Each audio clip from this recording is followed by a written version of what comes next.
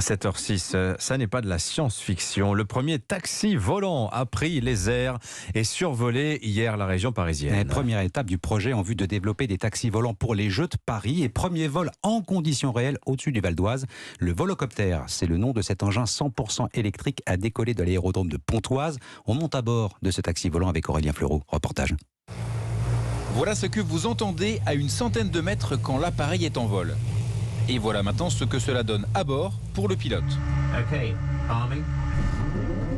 Un bruit de vaisseau spatial paré au décollage. Hier, c'est le Volocoptère 2X qui s'est élevé dans le ciel bleu de la région parisienne.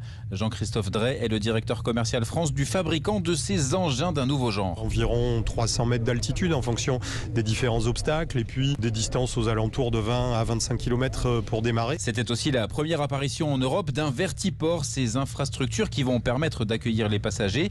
Et d'ici quelques années, bien d'autres usages, comme l'a expliqué Augustin de Romanet, le PDG du groupe ADP. Il y aura du transport médical, nous travaillons avec l'assistance publique hôpitaux de Paris. Il y aura des missions de logistique. Une multitude de missions seront accomplies par ces véhicules. Mais d'abord, l'objectif, c'est Paris 2024 avec 2 trajets prévus, dont un depuis Roissy, avec une étape au Bourget et une arrivée dans la capitale du côté d'Austerlitz. Un reportage dans les airs signé Aurélien Fleureau.